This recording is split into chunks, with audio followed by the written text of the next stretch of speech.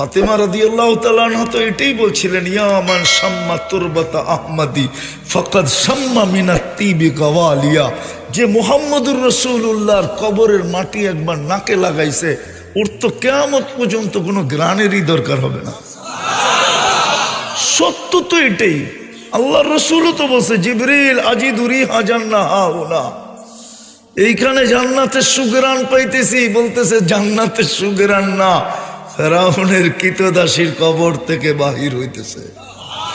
বলছে কতদিন বাহির হবে? বলে ইলা ইয়াউমিল কিয়ামা, কিয়ামতের সকাল পর্যন্ত বাহির হবে। আপনার বিবেককে প্রশ্ন করেন না, ফেরাউনকে তার কৃতদাসী আবার তার কবর থেকে সুগরান হয়তো হয় কি করে? এটাই বুঝাইতে চাইতেছি। বাহির হইতেছে, এখনো লম্বা কাহিনী, টানতে গেলে লম্বা হয়ে যাবে। আল্লাহর রসুল বলছিল, ফেরাউন আর জিবরিল একটু শোনাও না কাহিনীটা, কি করে এই মর্যাদা পাইল? তো ভাবতে ছিলেন জিবরিল আলাইহিস সালাম, রাত তো ছোট, সফর তো লম্বা, উপর থেকে আওয়াজ আসছে আজকে মেহমান দেখা হবে, মেজমান দেখা হবে না।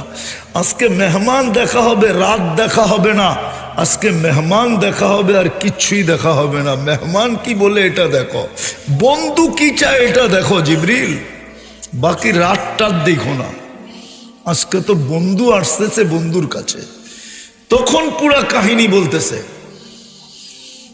হাতের চিরুনি পড়ে গেছিল, নাম ছিল মাস্তা, জানা ছিল না পালক মেয়ে পিছে দাঁড়ানো আছে ফেরাউনের।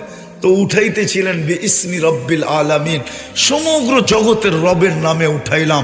দৌড়ায় আয়সা মেয়ে জিজ্ঞাসা করছে, আইয়ু রব্বিন সাম্মাইতি আলাইসা আবুনা রব্বুনাল আলা, কোন রবের নাম নিলি, আমার বাবা কি বড় খোদা না? তো মাস্তা বলতেছিল, কাল্লা, কখনো তোর বাপ বড় খোদা না। বলবো তাইলে কোন রবের নাম নিলি?